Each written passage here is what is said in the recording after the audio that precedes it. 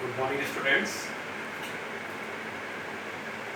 and good morning, parents and our staff members. अभी इससे पहले वीडियो रियल नंबर्स में मैंने रिविजिटिंग ऑफ इररेशनल नंबर्स और साथ में prove that under root 2 is an irrational, ये दो टॉपिक डिस्कस किए गए थे और उसी से रिलेटेड मैंने आपको एक थ्योरम भी बताई थी। ये हमारे लास्ट वीडियो में ये सब चीज़ें वीडियो लेक्चर में दिया गया है।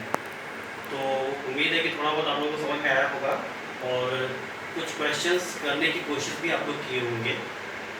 तो अभी आज उसको थोड़ा सा मैं फिर एक जैसे under root 2 is an irrational number वो मैंने समझाया था, और आज हम under root 5 is an irrational number इसको समझाएंगे और एक क्वेश्चन और बताएंगे।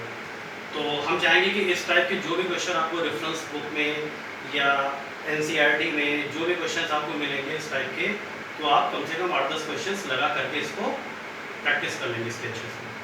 ठीक है, तो आज मैंने एक क्वेश्चन सेलेक्ट किया है, prove that under root 5 is an irrational. Under root 5 एक इररेशनल नंबर है, ये प्रूफ करके दिखाना है। ठीक है ना, तो जैसे अंडर रूट 2 का प्रोसीजर था वही सेम प्रोसीजर हम इसमें भी अप्लाई करेंगे। तो हम क्या करेंगे, हमें इररेशनल प्रूफ करना है, तो हम इसका कन्वर्स मतलब इसका उल्टा हम सपोज करेंगे, यानी assumption इसका अपोजिट सपोज करेंगे। assumption क्या हमारा रहेगा, let under root 5 is a rational. ठीक है, मान लेते हैं अंडर रूट 5 एक रैशनल नंबर है, और जब अंडर रूट 5 एक रैशनल नंबर है तो वो p अपॉन q की फॉर्म में रिप्रेजेंट किया जा सकेगा, क्योंकि हर एक रैशनल नंबर की डेफिनेशन क्या होती है, a number which can be expressed in the form of p by q where q is not equal to 0 is called rational number। तो ठीक वैसे ही अगर अंडर रूट 5 एक रैशनल नंबर है, then it can be expressed in the form of p by q where p and q are co-prime। ठीक है, तो under root 5 को भी हम p अपॉन q फॉर्म में रिप्रेजेंट कर सकते हैं where q is not equal to 0, क्योंकि डिनोमिनेटर कभी 0 हो नहीं सकता है। हाँ, और साथ में p और q क्या है, को-प्राइम्स हैं। देखिए, जो p अपॉन q फॉर्म होती है वो p अपॉन q फॉर्म तभी मानी जाती है जब p और q के बीच में 1 के अलावा और कोई कॉमन फैक्टर नहीं होता है। कहने का मतलब है कि p upon q is the simplest form of any fraction, यानी फ्रैक्शन तभी कहलाता है जब वो अपनी सिंपलेस्ट फॉर्म में होता है। न्यूमरेटर डिनोमिनेटर्स को जब हम सॉल्व कर लेते हैं तब जाकर के p अपॉन q फॉर्म मिलती है, तो उसी को हम फ्रैक्शन बोलते हैं। यानी p और q को-प्राइम्स है। को-प्राइम्स का मतलब p और q के बीच में 1 के अलावा और कोई भी कॉमन फैक्टर नहीं होगा। ठीक है, दैट इज, तो हम अंडर रूट 5 को मान लेते हैं p अपॉन q के बराबर। ऑन स्क्वायरिंग या पहले मल्टीप्लाई कर लेते हैं, तो क्रॉस मल्टीप्लाई हो जाएगा, under root 5 into q is equal to p। On squaring both sides, दोनों साइड में स्क्वायर करेंगे तो अंडर रूट 5 का स्क्वायर हो जाएगा 5, q का स्क्वायर हो जाएगा q square is equal to p square, है ना। या इसको लिख सकते हैं p square is equal to 5q square. ठीक, अब जरा ध्यान दीजिएगा, देखिए p स्क्वायर किसके बराबर आ रहा है, 5q स्क्वायर के। ठीक है ना। अच्छा, ये जो 5q स्क्वायर है, 5q स्क्वायर 5 का एक मल्टीपल है। क्यों, क्योंकि 5 यहाँ पर मल्टीप्लिकेशन में है q स्क्वायर के, तो q स्क्वायर के मल्टीप्लिकेशन में 5 है, तो 5q स्क्वायर क्या हो जाएगा, इज द मल्टीपल ऑफ 5, यानी 5 का एक मल्टीपल होगा। और जब 5q स्क्वायर 5 का मल्टीपल है तो वो 5 से डिविजिबल हो ही जाएगा। 5q स्क्वायर किसके बराबर आ रहा है, p स्क्वायर के बराबर आ रहा है।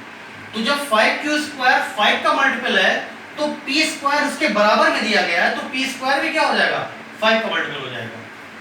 ठीक है, सो p square is a multiple of यानी पी स्क्वायर किसका है, 5 का मल्टीपल है, या इसको हम कह सकते हैं सो 5 divides P square by theorem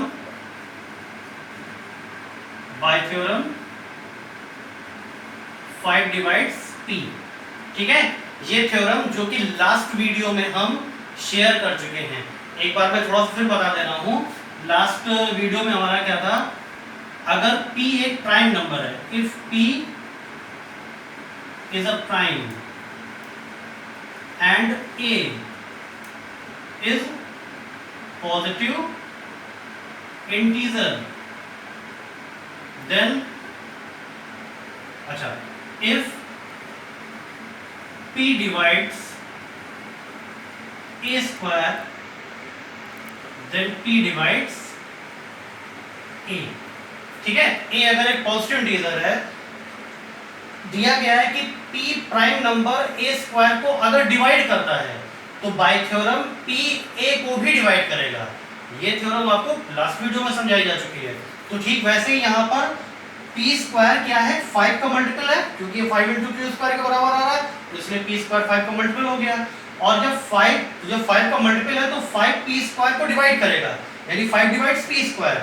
by theorem क्या हो जाएगा, 5 डिवाइड्स p, क्योंकि 5 क्या है, एक प्राइम नंबर है।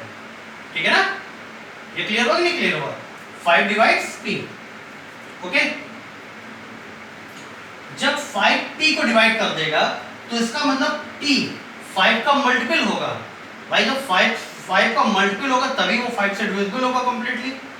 ठीक है ना, तो जब 5 डिवाइड्स p है तो एक काम करते हैं, p को हम 5 इंटू m मान लेते हैं, मतलब 5 का कोई मल्टीपल सपोज कर लेते हैं। मान लिया p इक्वल टू क्या है, 5m है, और इसको पुट करेंगे and put p equal to 5m, इसको हम इक्वेशन नंबर 1 ले लेते हैं, इन इक्वेशन नंबर 1, और p equal to 5m value इस इक्वेशन नंबर 1 में पुट कर लेते हैं। इक्वेशन नंबर 1 क्या है, p square equal to 5q square. Then तो देखिए बेटा, इस p की जगह पर हम 5m को रिप्लेस कर देंगे, तो हो जाएगा 5m का whole square equal to 5q square, और 5 का स्क्वायर हो जाएगा 25, m का स्क्वायर हो जाएगा m square equal to 5q square.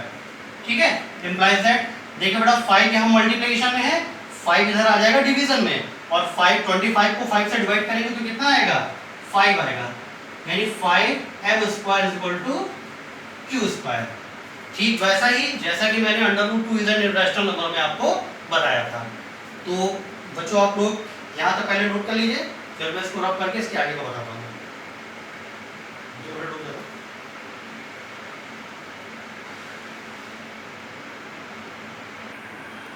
Yes, तो आपने नोट कर लिया होगा, और रिजल्ट हमारा क्या रहा था, q square equal to 5m square. देखिए q स्क्वायर किसके बराबर आ रहा है, 5m स्क्वायर के बराबर आ रहा है ना। और देखिए m स्क्वायर में 5 मल्टीप्लाइड है, जब m स्क्वायर में 5 मल्टीप्लाइड होगा तो 5m स्क्वायर क्या हो जाएगा, एक 5 का मल्टीपल होगा। ठीक है ना, और 5m स्क्वायर किसके बराबर आ रहा है, q स्क्वायर के बराबर हो रहा है, then q square will also be the multiple of 5, तो q स्क्वायर भी क्या हो जाएगा, 5 का मल्टीपल होगा। ठीक है, so q square is a multiple of 5। ठीक है, then so 5 divides q square by theorem 5 divides q। ठीक है, जब q स्क्वायर 5 का मल्टीपल है तो उसका मतलब 5q स्क्वायर को कंप्लीटली डिवाइड कर देगा, यानी 5 डिवाइड्स q स्क्वायर। तो थ्योरम से 5 डिवाइड्स q हो जाएगा, जो आपको अभी थ्योरम बताई गई थी। ठीक है ना, और लास्ट वीडियो में भी बताई गई है। तो 5 डिवाइड्स q, ये बाय थ्योरम हो गया। वी सी दैट, हम क्या देखते हैं, we see that 5 is a common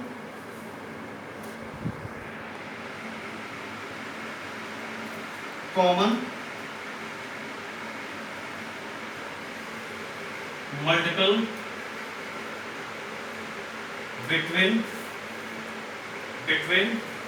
P and Q। हम ये देखते हैं कि 5 डिवाइड्स Q, और उससे पहले मैंने क्या देखा था, 5 डिवाइड्स P, यानी 5 P को डिवाइड कर रहा है। अब दूसरे रिजल्ट में मुझे क्या मिला, 5 डिवाइड्स Q मिला।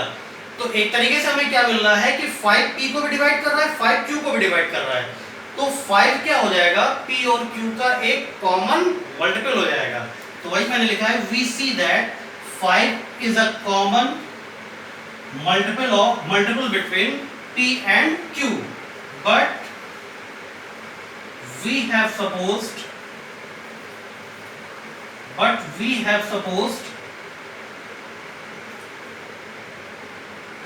P and Q are co-primes। लेकिन हमारा assumption क्या था, जो हमने सपोज क्या किया था कि P और Q क्या है, को-प्राइम्स है। को-प्राइम्स का मतलब P और Q के बीच में 1 के अलावा और कोई मल्टीपल नहीं है।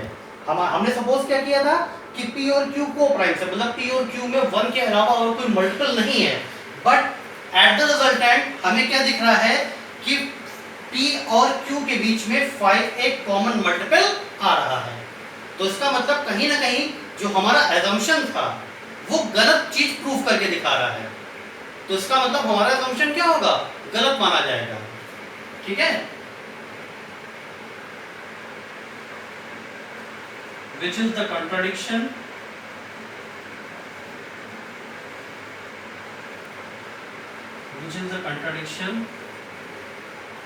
of our assumption, which is the contradiction of our assumption। So under root 5 is an irrational। तो हमारा assumption क्या है, गलत रहा। हमारा assumption क्या था, under root 5 is a rational। तो उससे हमारी गलत चीज प्रूफ हो रही थी, तो इसी वजह से हमारा assumption क्या हो गया, गलत हो गया। तो अब सही चीज क्या निकल करके आ रही है कि अंडर रूट 5 एक इर्रेशनल ही होगा, क्योंकि रैशनल लेने पर चीजें क्लैश कर जा रही हैं। ठीक है, तो बच्चों इसको नोट कर लीजिए आप लोग, और एक क्वेश्चन और मैं बताऊंगा।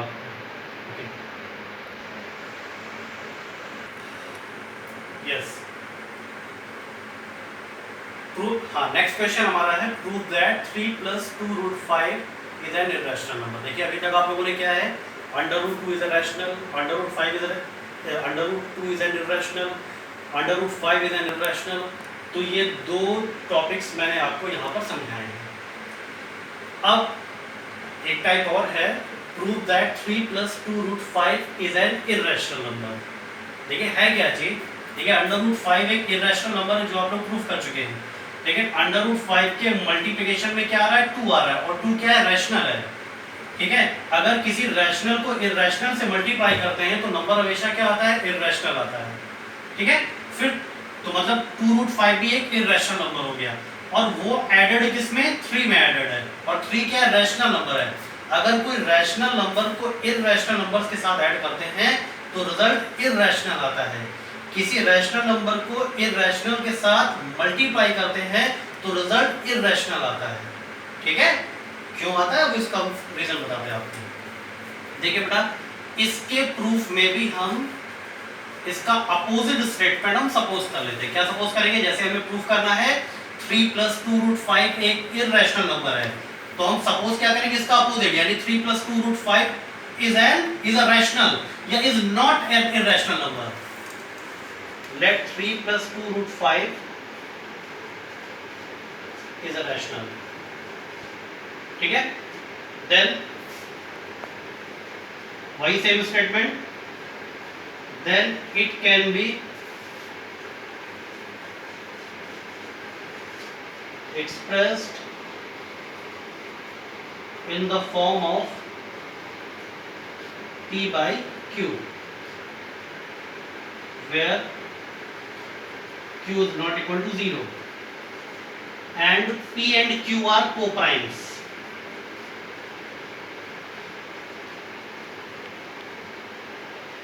ठीक है, सपोज कर लेते हैं 3 + 2√5 एक रैशनल नंबर है, देन अगर ये रैशनल है then it can be expressed in the form of p/q, तो ये p/q की फॉर्म में एक्सप्रेस किया जा सकता है, ठीक है, और जहां पर p और q एक को-प्राइम्स है, यानी इसको हम लिख सकते हैं दैट इज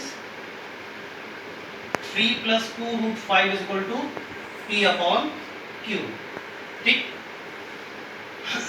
एक काम करते हैं, 3 को इधर ट्रांसफर कर लेते हैं, तो 2√5 = p/q -3, 2√5 ये अपॉन 1 कर ले, एलसीएम ले लेंगे q, तो p हो जाएगा और इधर हो जाएगा 3q, यानी 1 से q को डिवाइड करेंगे q और q से मल्टीप्लाई करेंगे तो 3q आ जाएगा। फिर देखिए बच्चों 2 के साथ मल्टीप्लिकेशन में क्या है, √5 है, √5 के साथ मल्टीप्लिकेशन में 2 जाएगा तो 2 को डिवीजन में ले आते हैं, √5 हो जाएगा p - 3q/2q, ठीक। ये यहां तक एक्सप्रेशन हम ले आते हैं। बेटा जब कभी हम फ्रैक्शन नंबर्स की बात करें, जैसे मान लो 2/3, 1/9, 11/12, 12/15, ठीक है ना, या 3/7, कोई भी अगर हम फ्रैक्शन ले लेते हैं तो फ्रैक्शन में अगर वो फ्रैक्शन अपनी सिंपलेस्ट फॉर्म में है, ठीक है ना, फ्रैक्शन अपनी सिंपलेस्ट फॉर्म में है, तो वहां पर न्यूमरेटर और डिनोमिनेटर दोनों के दोनों क्या होते हैं, इंटीजर्स होते हैं। भाई 2/3 में 2 भी इंटीजर है, 3 भी इंटीजर है, ठीक है, 5/11 में 5 भी इंटीजर है, 11 भी इंटीजर है, ठीक। वैसे ही 17 मान लिया 21 है, तो 17/21 में 17 भी इंटीजर है और 21 भी इंटीजर है, तो वैसे ही p/q में p भी इंटीजर होगा और q भी इंटीजर होगा, ठीक है। अच्छा, दो इंटीजर्स का सम एक इंटीजर आता है, दो इंटीजर्स का डिफरेंस भी एक इंटीजर आता है, दो इंटीजर्स का डिफरेंस भी क्या आता है, एक इंटीजर आता है। हाँ, लेकिन ये है कि जब दो इंटीजर्स का हम डिवीजन करते हैं तो हम ये नहीं कह सकते हैं कि उसका रिजल्ट एक इंटीजर आएगा। जैसे मान लीजिए अगर 6/3 है तो इसका रिजल्ट आएगा 2, जो कि एक इंटीजर है, लेकिन उसी जगह पर हम 3/6 अगर कर लेते हैं तो 3/6 का जो रिजल्ट आता है वो इंटीजर नहीं आता है, वो क्या आता है, एक रैशनल नंबर आता है। मतलब ये कंफर्म है कि दो इंटीजर्स को अगर डिवाइड किया जाए तो एक रैशनल नंबर आएगा, ये कंफर्म होता है। तो यहां पर हम लिखते हैं क्या, देखिए we see that p and q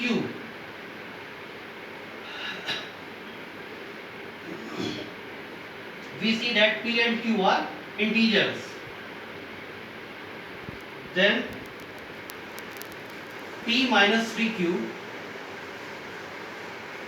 will also be an integer,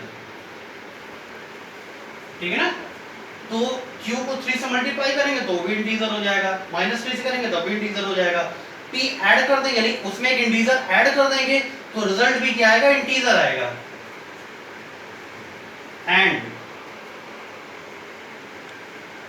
अच्छा एक minute, also will be N integer, ठीक है। सो both p - 3q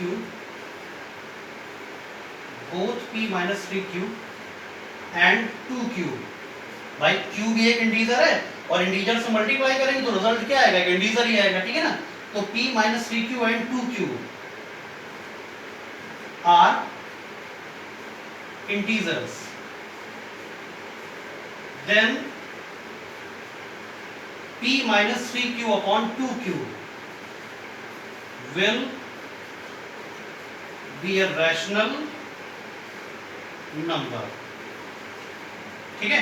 देखिए मैंने अभी बताया था कि दो इंटीजर को ऐड करेंगे तो इंटीजर आएगा, सब्ट्रैक्ट करेंगे इंटीजर आएगा, मल्टीप्लाई करेंगे तो इंटीजर आएगा, लेकिन दो इंटीजर्स को अगर हम डिवाइड करते हैं तो हम ये नहीं कह सकते कि रिजल्ट इंटीजर आएगा।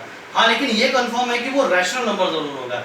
जैसे 6/2 कर लें तो 3 आएगा, तो वो एक रैशनल नंबर है, लेकिन इसी जगह पर हम 2/6 कर लेते हैं तो वहां पर रिजल्ट एक इंटीजर नहीं आता, बल्कि क्या आएगा, एक रैशनल नंबर आएगा, मींस एक terminating, non terminating, repeating decimal आता है, ठीक है ना। तो ये कंफर्म है कि दो इंटीजर्स को डिवाइड करने पर रिजल्ट हमेशा क्या आएगा, रैशनल नंबर आएगा। तो ठीक वैसे ही p minus 3q upon 2q, ये जो रिजल्ट आएगा वो क्या आएगा, रैशनल नंबर आएगा।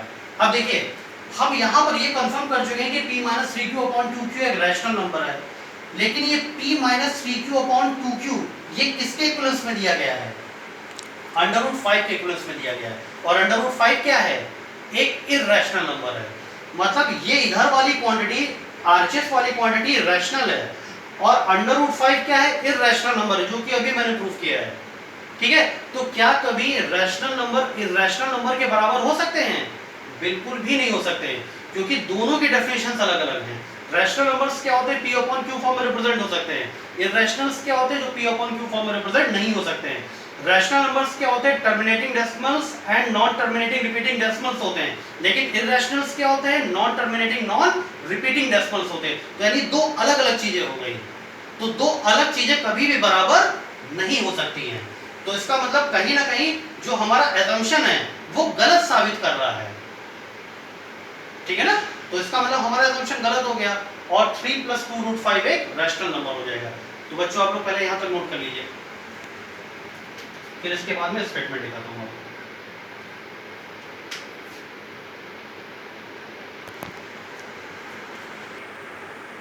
यस, तो p minus 3q upon 2q will be a rational number. ठीक है, अब हम यहाँ पे इक्वेशन नंबर 1 को देखते हैं। फ्रॉम इक्वेशन नंबर 1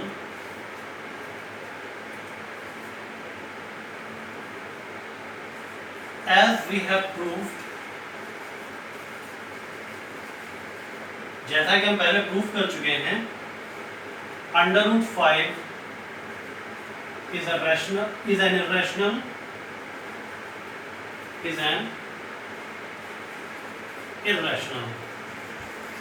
ठीक है, ये रैशनल नंबर हम प्रूफ कर चुके हैं। ठीक है, and under root 5 is in equivalence of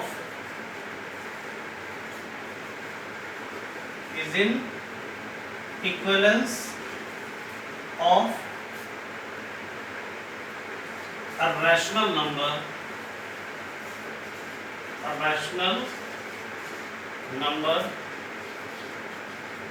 p minus 3q upon 2q। Equation number 1 में देखते हैं कि p minus 2q अब p minus 3q upon 2q under root 5 के इक्विवेलेंस में आ रहा है, और इससे पहले हम लोग अंडर रूट 5 को इररेशनल नंबर प्रूफ कर चुके हैं। तो देखिए एक इररेशनल नंबर रैशनल नंबर के इक्विवेलेंस में लिखा हुआ है, किसमें, इक्वेशन नंबर 1 में, ठीक है ना। But an irrational number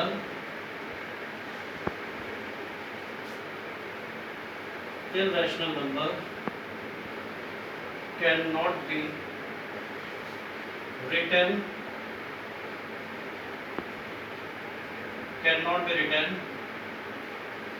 is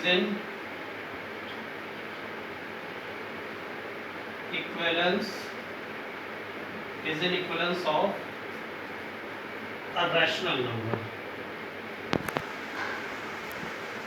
ठीक है, बट लेकिन क्या है, इररेशनल नंबर को रैशनल नंबर के इक्विवेलेंस में कभी नहीं लिखा जा सकता है। ठीक है, hence our assumption is, this is a contradiction of our assumption।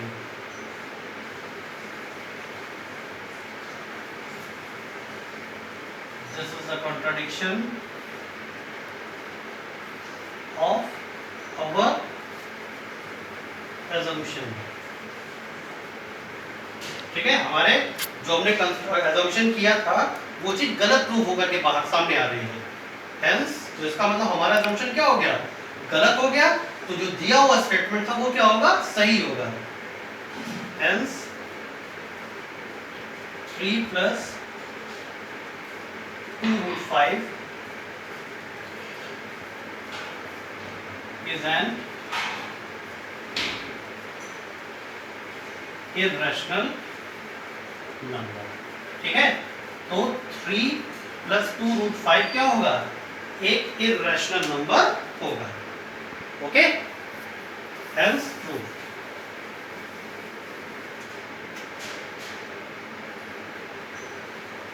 Transport. तो बच्चों ये दो क्वेश्चंस आपको डिस्कस किए गए हैं जो लास्ट वीडियो लेक्चर पे मैंने एक थ्योरम और एक क्वेश्चन डिस्कस किया था, उसी बिहाफ पर मैंने इन दोनों क्वेश्चंस को सॉल्व किया है। अब हम ये चाहेंगे कि इन दोनों क्वेश्चन से रिलेटेड अदर क्वेश्चंस जो आपके रेफरेंस बुक में हैं या अदर किसी असाइनमेंट्स में जो कि दिए गए हैं, अगर उनमें हो तो आप कम से कम 10 से 12 क्वेश्चंस की प्रैक्टिस कर लीजिएगा। ठीक है, तो फिर नेक्स्ट वीडियो में हम अगला टॉपिक डिस्कस करेंगे। Okay, thank you.